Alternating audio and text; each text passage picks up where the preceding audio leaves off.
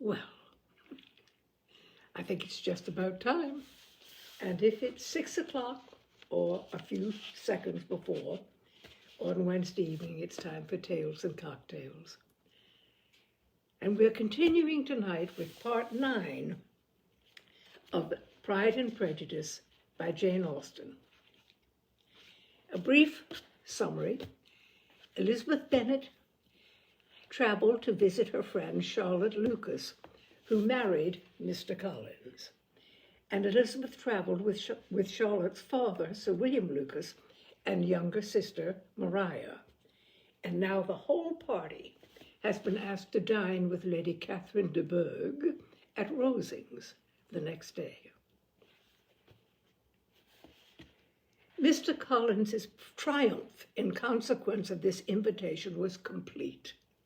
The power of displaying the grandeur of his patroness to his wondering visitors and of letting them see her civility toward himself and his wife was exactly what he had wished for, and that an opportunity of doing it should be given so soon was such an instance of Lady Catherine's condescension as he knew not how to admire enough. "I confess," said he, "that I should not have been at all surprised by her ladyship's asking us on Sunday to drink tea and spend the evening at Rosings. I rather expected, from my knowledge of her affability, that it would happen. But who could have foreseen such an attention as this? Who could have imagined that we should receive an invitation to dine there, an invitation, moreover, including the whole party, so immediately after your arrival?" "I am the less surprised at what has happened," replied Sir William, "from that knowledge of what the manners of the great really are, which my situation in life has allowed me to acquire. About the court, such instances of elegant breeding are not uncommon." Scarcely anything was talked of the whole day or next morning but their visit to Rosings. Mr. Collins was carefully instructing them on what they were to expect, that the sight of such rooms, so many servants, and so splendid a dinner might not wholly overpower them. When the ladies were separating for the toilette, he said to Elizabeth, "Do not make yourself uneasy, my dear cousin, about your apparel. Lady Catherine is far from acquiring that elegance of dress in us which becomes herself and daughter. I would advise you merely to put on whatever of your clothes is superior to the rest. There is no occasion for anything more. Lady Catherine will not think the worst of you for being simply dressed. She likes to have the distinction of rank preserved."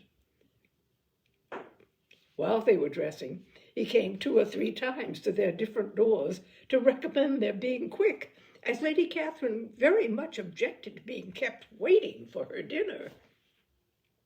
Such formidable accounts of her ladyship and her manner of living quite frightened Maria Lucas, who had been little used to company, and she looked forward to her introduction at Rosings with as much apprehension as her father had done to his presentation at St. James's.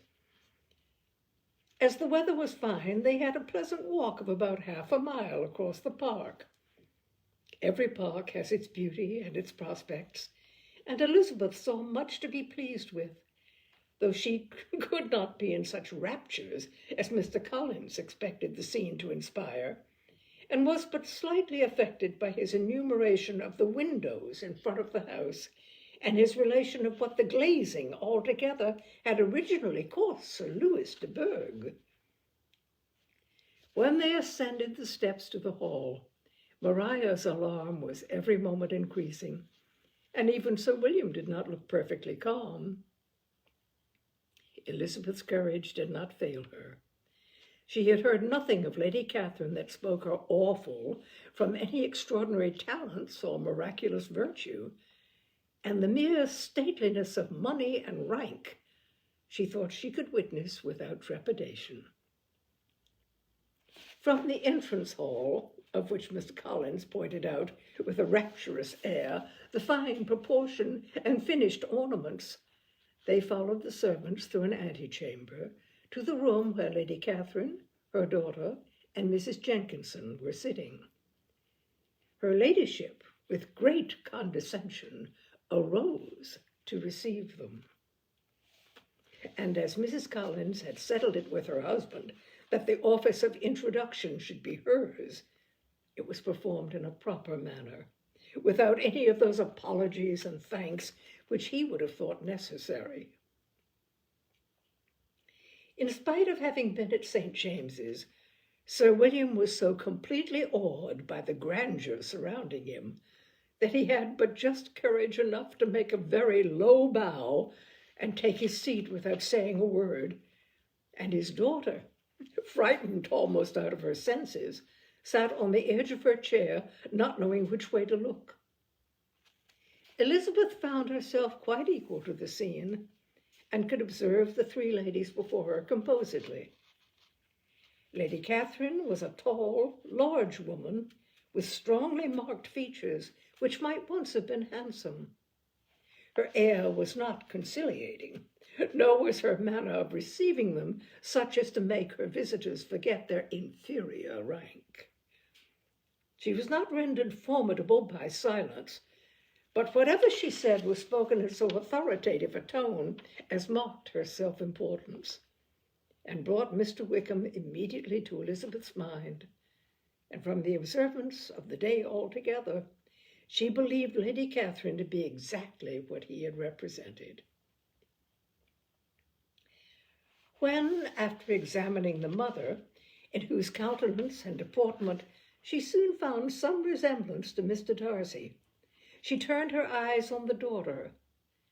She could almost have joined in Maria's astonishment at her being so thin and so small. There was neither in figure nor face any likeness between the ladies. Mr. Berg was pale and sickly. Her features, though not plain, were insignificant, and she spoke very little, except in a low voice, to Mrs. Jenkinson, in whose appearance there was nothing remarkable, and who was entirely engaged in listening to what she said and placing the screen in the proper direction before her eyes. After sitting a few minutes, they were all sent to one of the windows to admire the view, Mr. Collins intending them to point out its beauties, and Lady Catherine kindly informing them that it was much better worth looking at in the summer. The dinner was exceedingly handsome, and there were all the servants and all the articles of plate which Mr. Collins had promised, and as he had likewise foretold, he took his seat at the bottom of the table by her ladyship's desire, and looked as if he felt that life could furnish nothing greater. He carved and ate and praised with delighted alacrity, and every dish was commended first by him and then by Sir William, who was now enough recovered to echo whatever his son-in-law said, in a manner which Elizabeth wondered Lady Catherine could bear. But Lady Catherine seemed gratified by their excessive admiration, and gave most gracious smiles, especially when any dish on the table proved a novelty to them. The party did not supply much conversation.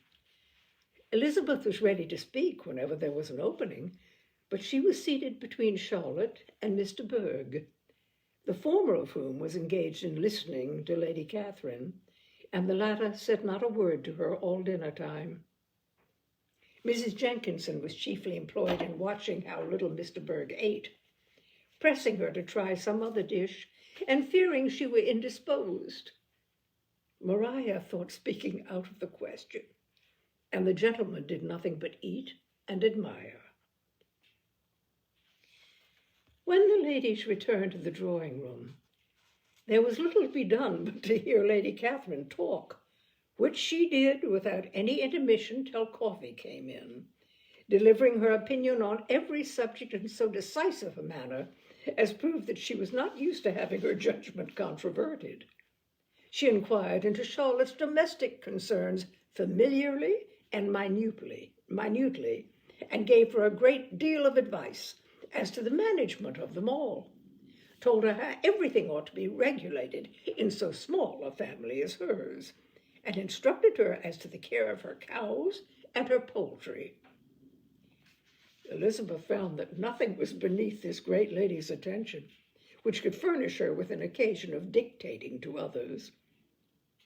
In the intervals of her discourse with Mrs. Collins, she addressed a variety of questions to Maria and Elizabeth, but especially to the latter, of whose connection she knew the least, and who, she observed to Mrs.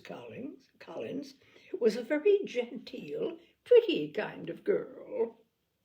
She asked her at different times how many sisters she had, whether they were older or younger than herself,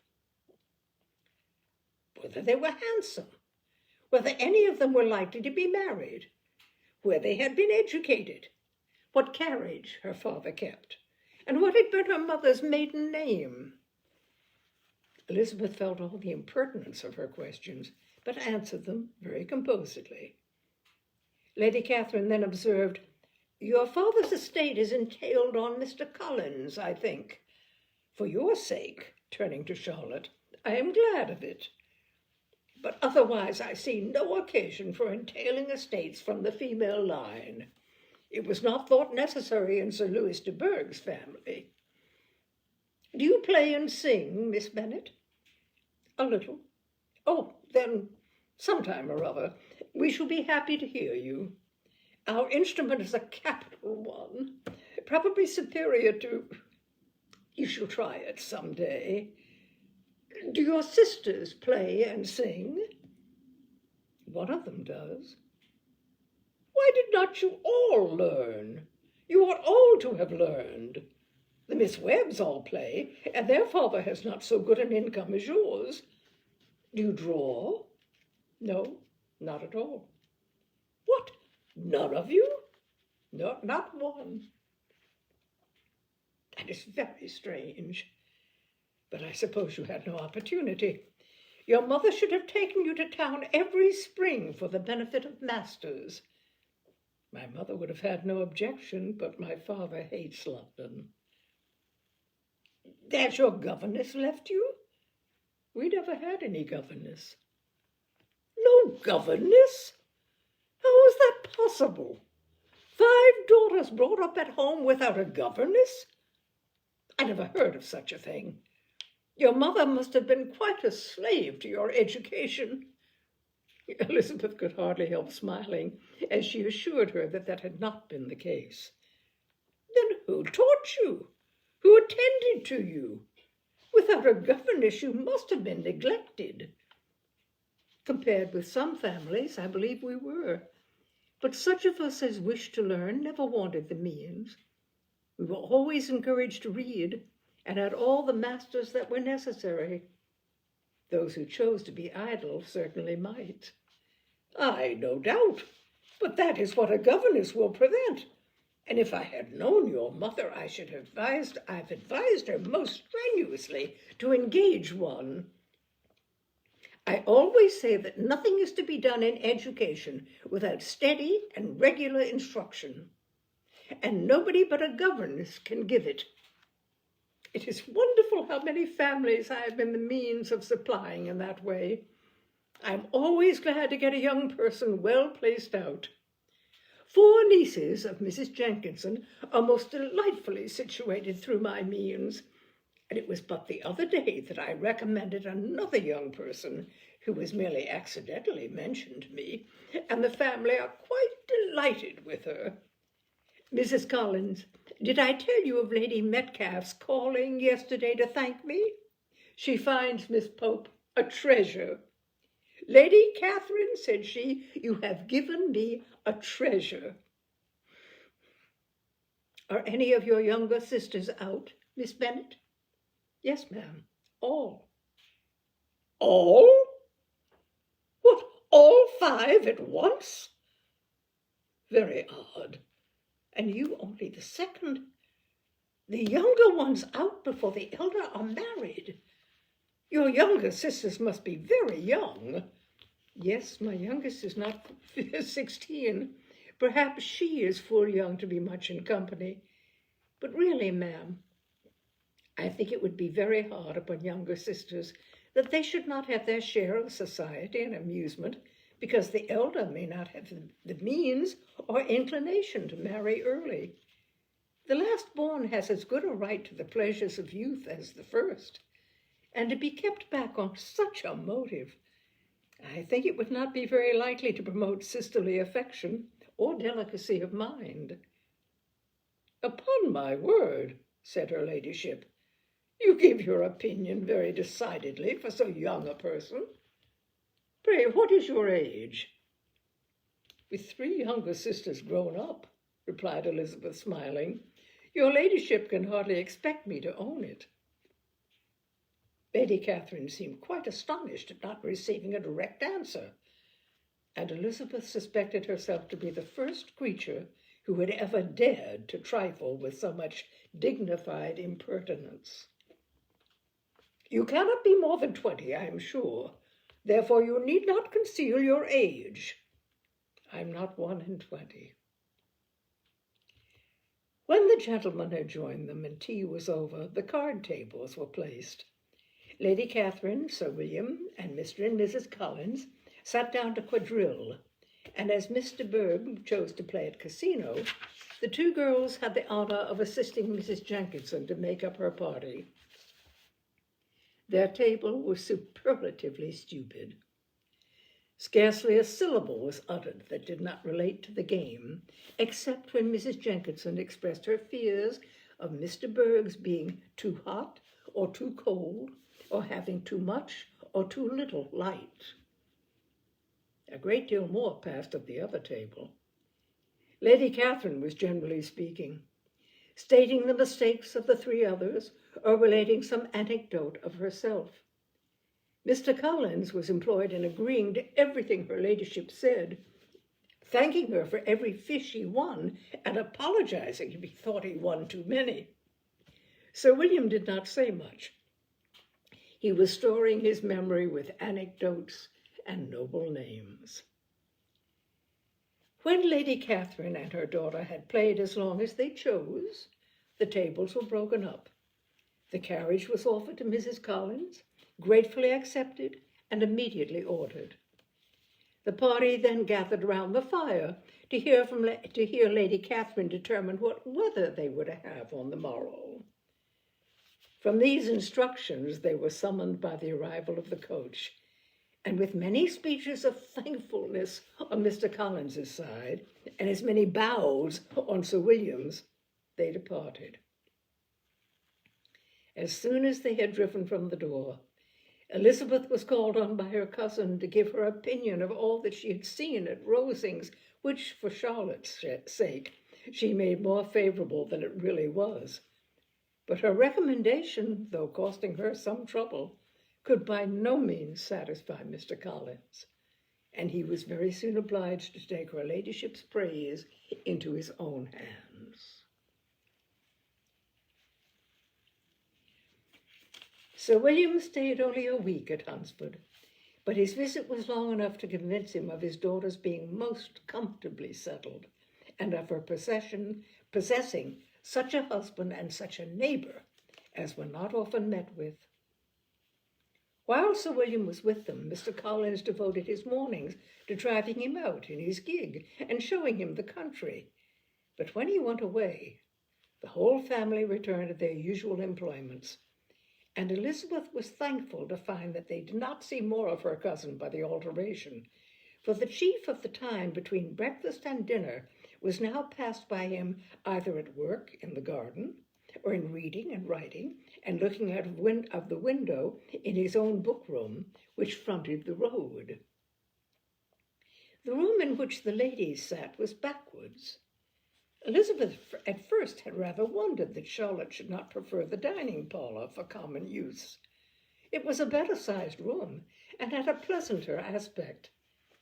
But she soon saw that her friend had an excellent reason for what she did, for Mr. Collins would undoubtedly have been much less in his own apartment had they sat in one equally lively, and she gave Charlotte credit for the arrangement. From the drawing-room they could distinguish nothing in the lane, and were indebted to Mr. Collins for the knowledge of what carriages went along, and how often especially Mr. Berg drove by in her phaeton, which he never failed coming to inform them of, though it happened almost every day. She not unfrequently stopped at the parsonage and had a few minutes' conversation with Charlotte, but was scarcely ever prevailed on to get out. Very few days passed in which Mr. Collins did not walk to Rosings, and not many in which his wife did not think it necessary to go likewise, until Elizabeth recollected that there might be other family livings to be disposed of. She could not understand the sacrifice of so many hours. Now and then they were honored with a call from her ladyship, and nothing escaped her observation that was passing in the room during these visits. She examined into their employments, looked at their work, and advised them to do it differently, found fault with the arrangement of the furniture, or detected the housemaid in negligence. And if she accepted any refreshment, seemed to do it only for the sake of finding out that Mrs. Collins's joints of meat were too large for her family. Elizabeth soon perceived that though this great lady was not in the commission of the peace for the county, she was a most active magistrate in her own parish, the minutest concerns of which were carried to her by Mr. Collins. And whenever any of the cottagers were disposed to be quarrelsome, discontented, or too poor, she sallied forth into the village to settle their differences, silence their complaints, and scold them into harmony and plenty. The entertainment of dining at Rosings was repeated about twice a week, and, allowing for the loss of Sir William, and there being only one card table in the evening, every such entertainment was the counterpart of the first. Their other engagements were few, as the style of living of the neighborhood in general was beyond the Collinses' reach. This, however, was no evil to Elizabeth, and upon the whole she spent her time comfortably enough. There were half hours of pleasant conversation with Charlotte, and the weather was so fine for the time of year that she had often great enjoyment out of doors. Her favorite walk, and where she frequently went while the others were calling on Lady Catherine, was along the open grove which edged that side of the park, where there was a nice sheltered path which no one seemed to value but herself, and where she felt beyond the reach of Lady Catherine's curiosity. In this quiet way, the first fortnight of her visit soon passed away. Easter was approaching, and the week preceding it was to bring an addition to the family at Rosings, which in so small a circle must be important. Elizabeth had heard soon after her arrival that Mr. Darcy was expected there in the course of a few weeks, and though there were not many of her acquaintance whom she did not prefer, his coming would furnish one comparatively new to look at in their Rosings parties, and she might be amused in seeing how hopeless Miss Bingley's designs on him were by his behavior to his cousin, for whom he was evidently destined by Lady Catherine, who talked of his coming with the greatest satisfaction, spoke of him in terms of the highest admiration, and seemed almost angry to find that he had already been frequently seen by Miss Lucas and herself. His arrival was soon known at the parsonage, for Mr. Collins was walking the whole morning within view of the lodges opening into Hunsford Lane in order to have the earliest assurance of it, and after making his bow as the carriage turned into the park, hurried home with a great intelligence. On the following morning, he hastened to Rosings to pay his respects. There were 2 nephews of Lady Catherine to require them, for Mr. Darcy had brought with him a Colonel Fitzwilliam, the younger son of his uncle, Lord, and to the great surprise of all the party, when Mr. Collins returned, the gentleman accompanied him. Charlotte had seen them from her husband's room crossing the road, and immediately running into the other, told the girls what an honor they might expect, adding, I may thank you, Eliza, for this piece of civility. Mr. Darcy would never have come so soon to wait upon me.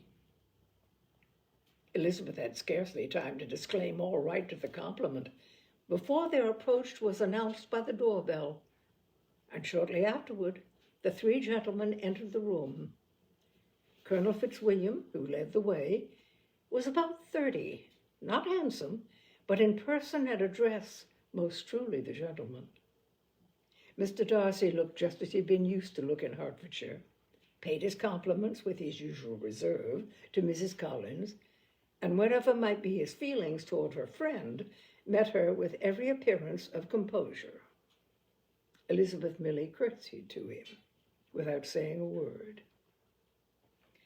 Colonel Fitzwilliam entered into conversation directly, with the readiness and ease of a well-bred man, and talked very pleasantly.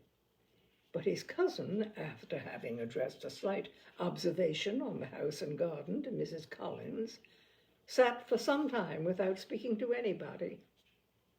At length, however, his civility was so far awakened as to inquire of Elizabeth after the health of her family. She answered him in the usual way, and, after a moment's pause, added, "My eldest sister has been in town these 3 months. Have you never happened to see her there?" She was perfectly sensible that he never had, but she wished to see whether he would betray any consciousness of what had passed between the Bingleys and Jane, and she thought he looked a little confused as he answered that he had never been so fortunate as to meet Miss Bennet. The subject was pursued no farther, and the gentleman soon afterwards went away. Okay, it's Tales and Cocktails, and I've nearly upset my drink. All right, onward. Colonel Fitzwilliam's manners were very much admired at the parsonage, and the ladies all felt that he must add considerably to the pleasure of their engagements at Rosings. It was some days, however, before they received any invitation, and it was not till Easter Day, almost a week after the gentleman's arrival, that they were honored by such an attention, and then they were merely asked on leaving church to come there in the evening. For the last week they had seen very little of Lady Catherine or her daughter. Colonel Fitzwilliam had called at the parsonage more than once during the time, but Mr. Darcy they had only seen at church. The invitation was accepted, of course, and at a proper hour they joined the party in Lady Catherine's drawing room. Sorry, I'm just cleaning up after this spilling of the drink.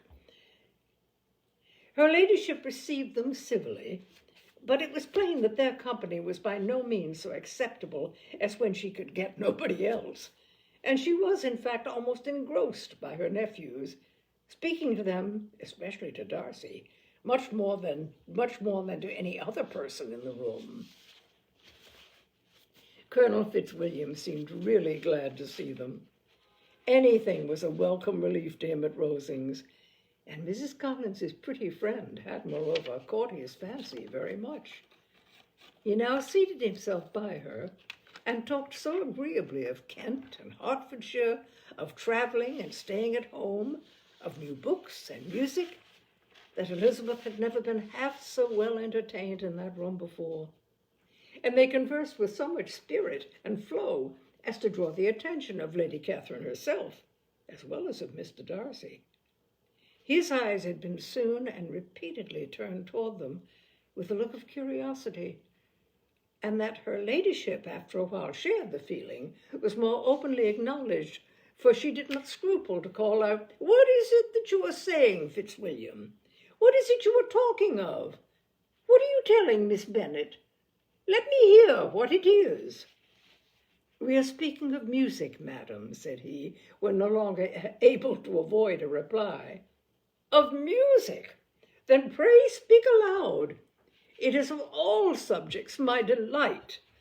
I must have my share in the conversation if you are speaking of music. There are few people in England, I suppose, who have more true enjoyment of music than myself. or a better natural taste. If I had ever learnt, I should have been a great proficient, and so would Anne if her health had allowed her to apply. I am confident that she would have performed delightedly and delightfully. How does Georgiana get on, Darcy? Mr. Darcy spoke with affectionate praise to his sister's proficiency. I am very glad to hear such a good account of her, said Lady Catherine, and pray tell her from me that she cannot expect to excel if she does not practice a great deal. I assure you, madam, he replied, that she does not need such advice. She practices very constantly. So much the better. It cannot be done too much. And when I next write to her, I shall charge her not to neglect it on any account. I often tell young ladies that no excellence in music is to be acquired without constant practice. I have told Miss Bennet several times that she will never play really well unless she practices more. And though Mrs. Collins has no instrument, she is very welcome, as I have often told her, to come to Rosings every day and play on the pianoforte in Mrs. Jenkinson's room. She would be in nobody's way, you know, in that part of the house. Mr. Darcy looked a little ashamed of his aunt's ill-breeding and made no answer. When coffee was over, Colonel Fitzwilliam reminded Elizabeth of having promised to play for him, and she sat down directly to the instrument. He drew a chair near her. Lady Catherine listened to half a song and then talked, as before, to her other nephew, till the latter walked away from her, and moving with his usual deliberation towards the pianoforte, stationed himself so as to command a full view of the fair performer's countenance. Elizabeth saw what he was doing, and at the first convenient pause turned to him with an arch smile and said, "You mean to frighten me, Mr. Darcy, by coming in all this state to hear me? But I will not be alarmed, though your sister does play so well. There is a stubbornness about me that never can bear to be frightened at the will of others. My courage always rises with every attempt to intimidate me." "I shall not say that you are mistaken," he replied, "because you could not really believe me to entertain any design of alarming you, and I have had the pleasure of your acquaintance long enough to know that you find great enjoyment in occasionally professing opinions which in fact are not your own." Elizabeth laughed heartily at this picture of herself, and said to Colonel Fitzwilliam, "Your cousin will give you a very pretty picture of me, and teach you not to believe a word I say. I am particularly unlucky in meeting with a person so well able to expose my real character in a part of the world where I had hoped to pass myself off with some degree of credit. Indeed, Mr. Darcy, it is very ungenerous in you to mention all that you knew to my disadvantage in Hertfordshire, and give me leave to say, very impolitic too, for it is provoking me to retaliate, and such things may come out as will shock your relations to hear." "I am not afraid of you," he said smilingly. "Pray let me hear what you have to accuse him of," cried Colonel Fitzwilliam. "I should like to know how he behaves among strangers." "You shall hear then, but prepare yourself for something very dreadful. The first time of my ever seeing him in Hertfordshire, you must know, was at a ball, and at this ball, what do you think he did? He danced only 4 dances. I'm sorry to pain you, but so it was. He danced only 4 dances, though gentlemen were scarce, and to my certain knowledge, more than one young lady was sitting down in want of a partner. Mr. Darcy, you cannot deny the fact. I had not at the time the honor of knowing any lady in the assembly beyond my own party. True, and nobody can ever be introduced in a ballroom. Well, Colonel Fitzwilliam, what do I play next? My fingers wait your orders." "Perhaps," said Darcy, "I should have judged better had I sought an introduction, but I am ill qualified to recommend myself to strangers. Shall we ask your cousin the reason of this? Said Elizabeth, still addressing Colonel Fitzwilliam. Shall we ask him why a man of sense and education, and who has lived in the world, is ill qualified to recommend himself to strangers? I can answer your question, said Fitzwilliam, without applying to him. It is because he will not give himself the trouble. I certainly have not the talent which some people possess, said Darcy, of conversing easily with those I have never seen before. I cannot catch their tone of conversation or appear interested in their concerns, as I often see done. My fingers, said Elizabeth, do not move over this instrument in the masterly manner which I see so many women's do. They have not the same force or rapidity, and do not produce the same expression. But then I have always supposed it to be my own fault, because I would not take the trouble of practicing. It is not that I do not believe my fingers as capable as any other woman's of superior execution.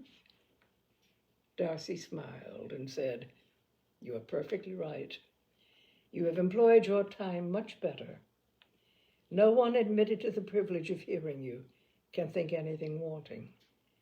We neither of us perform to strangers. Here they were interrupted by Lady Catherine, who called out to know what they were talking of. Elizabeth immediately began playing again. Lady Catherine approached, and after listening for a few minutes, said to Darcy, Miss Bennet would not play at all amiss if she practised more, and could have the advantage of a London master. She has a very good notion of fingering, though her taste is not equal to Anne's.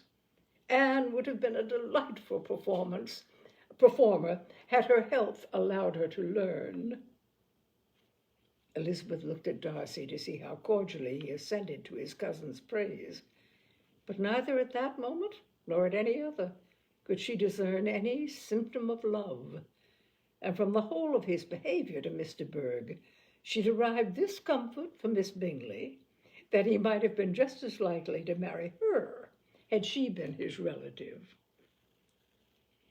Lady Catherine continued her remarks on Elizabeth's performance, mixing with the many instructions on execution and taste. Elizabeth received them with all the forbearance of civility, and at the request of the gentleman remained at the instrument till her ladyship's carriage was ready to take them all home. Elizabeth was sitting by herself the next morning and writing to Jane, while Mrs. Collins and Maria were gone on business into the village, when she was startled by a ring at the door, the certain signal of a visitor. As she had heard no carriage, she thought it not unlikely to be Lady Catherine, and under that apprehension was putting away her half-finished letter that she might escape all impertinent questions, when the door opened, and to her very great surprise, Mr. Darcy, and Mr. Darcy only, entered the room. He seemed astonished, too, on finding her alone, and apologized for his intrusion by letting her know that he had understood all the ladies to be within. They then sat down, and when her inquiries after Rosings were made, seemed in danger of sinking into total silence. It was absolutely necessary, therefore, to think of something, and in this emergence, recollecting when she had seen him last in Hertfordshire, and feeling curious to know what he would say on the subject of their hasty departure, she observed, "How very suddenly you all quitted Netherland last November, Mr. Darcy. It must have been a most agreeable surprise to Mr. Bingley to see you all after him so soon, for if I recollect right, he went but the day before. He and his sisters were well, I hope, when you left London?" "Perfectly so, I thank you." She found she was to receive no other answer, and after a short pause added, "I think I have understood that Mr. Bingley has not much idea of ever returning to Netherfield again?" I've never heard him say so, but it is probable that he may spend very little of his time there in future. He has many friends, and he is at a time of life when friends and engagements are continually increasing. If he means to be but little at Netherfield, it would be better for the neighborhood that he should give up the place entirely, for then we might possibly get a settled family there. But perhaps Mr. Bingley did not take the house so much for the convenience of the neighborhood as for his own, and we must expect him to keep or quit it on the same principle. I should not be surprised, said Darcy, if he were to give it up as soon as any eligible purchase offers. Elizabeth made no answer. She was afraid of talking longer of his friend, and having nothing else to say, was now determined to leave the trouble of finding a subject to him. He took the hint, and soon began with, "This seems a very comfortable house. Lady Catherine, I believe, did a great deal to it when Mr. Collins first came to Hunsford." "I believe she did, and I am sure she could not have bestowed her kindness on a more grateful subject. Mr. Collins appears very fortunate in his choice of a wife." "Yes, indeed.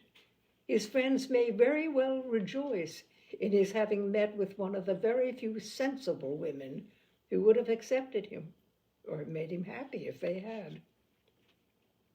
My friend has an excellent understanding, though I am not certain that I would consider her marrying Mr. Collins as the wisest thing she ever did. She seems perfectly happy, however, and in a prudential light, it is certainly a very good match for her. It must be very agreeable to her to be settled within so easy a distance of her own family and friends." "An easy distance, do you call it? It is nearly 50 miles. And what is 50 miles of good road? Little more than half-day's journey. Yes, I call it a very easy distance." "I should never have considered the distance to be one of the advantages of the match," cried Elizabeth. "I should never have said Mrs. Collins was settled near her family." "It is a proof of your own attachment to Hertfordshire. Anything beyond the very neighborhood of Longbourn, I suppose, would appear far." As he spoke, there was a sort of smile, which Elizabeth fancied she understood. He must be supposing her to be thinking of Jane and Netherfield, and she blushed as she answered, "I do not mean to say that a woman may not be settled too near her family. The far and the near must be relative, and depend on many varying circumstances. Where there is fortune to make the expense of traveling unimportant, distance becomes no evil. But that is not the case here. Mr. and Mrs. Collins have a comfortable income, but not such a one as will allow of frequent journeys, and I am persuaded my friend would not call herself near her family under less than half the present distance." Mr. Darcy drew his chair a little towards her and said, "You cannot have a right to such very strong local attachment. You cannot have always been at Longbourn." Elizabeth looked surprised. The gentleman experienced some change of feeling. He drew back his chair, took a newspaper from the table, and glancing over it, said in a colder voice, "Are you pleased with Kent?" A short dialogue on the subject of the country ensued, on either side calm and concise, and soon put an end to by the entrance of Charlotte and her sister, just returned from their walk. The tete-a-tete surprised them. Mr. Darcy related the mistake which had occasioned his intruding on Miss Bennet, and after sitting a few minutes longer without saying much to anybody, went away. "What can be the meaning of this?" said Charlotte, as soon as he was gone. "My dear Eliza, he must be in love with you, or he would never have called on us in this familiar way." But when Elizabeth told of his silence, it did not seem very likely, even to Charlotte's wishes, to be the case. and after various conjectures, they could at last only suppose his visit to proceed from the difficulty of finding anything to do, which was the more probable from the time of year. All field sports were over. Within doors, there was Lady Catherine, books, and a billiard table. But gentlemen cannot always be within doors, and in the nearness of the parsonage, or the pleasantness of the walk to it, or of the people who lived in it, the two cousins found a temptation from this period of walking thither almost every day. They called at various times of the morning, sometimes separately, sometimes together, and now and then accompanied by their aunt. It was plain to them all that Colonel Fitzwilliam came because he had pleasure in their society, a persuasion which of course recommended him still more. And Elizabeth was reminded by her own satisfaction in being with him, as well as by his evident admiration of her former favorite, George Wickham. And though in comparing them, she saw there was less captivating softness in Colonel Fitzwilliam's manners, she believed he might have the best informed mind. But why Mr. Darcy came so often to the parsonage, it was more difficult to understand. It could not be for society, as he frequently sat there 10 minutes together without opening his lips, and when he did speak, it seemed the effort of necessity rather than of choice, a sacrifice to propriety, not a pleasure to himself. He seldom appeared really animated. Mrs. Collins knew not what to make of him. Colonel Fitzwilliam's occasionally laughing at his stupidity proved that he was generally different, which her own knowledge of him could not have told her. And as she would have liked to believe this change the effect of love, and the object of that love, her friend Eliza, she set herself seriously at work to find it out. She watched him whenever they were at Rosings, and whenever he came to Hunsford, but without much success. He certainly looked at her friend a great deal, but the expression of that look was disputable. It was an earnest, steadfast gaze, but she often doubted whether there was much admiration in it. Excuse me, and sometimes it seemed nothing but absence of mind. She had once or twice suggested to Elizabeth the possibility of his being partial to her, but Elizabeth always laughed at the idea, and Mrs. Collins did not think it right to press the subject, from the danger of raising expectations which might only end in disappointment. For in her opinion, it admitted not of a doubt that all her friend's dislike would vanish if she could suppose him to be in her power. In her kind schemes for Elizabeth, she sometimes planned her marrying Colonel Fitzwilliam. He was beyond comparison the pleasantest man. He certainly admired her, and his situation in life was most eligible. But to counterbalance these advantages, Mr. Darcy had considerable patronage in the church, and his cousin could have none at all. All right, we'll hold it there for now. And next week at 6, we will carry on with part 10 of Pride. And next week is a good one, yes. Part 10 of Pride and Prejudice. Oh, my dears, thank you. Be careful this weekend. We in the Northeast have a big snowstorm coming. So stay warm. Be very careful, please. I would love to see you back here next Wednesday. Thank you so much, my dears. Good night for now.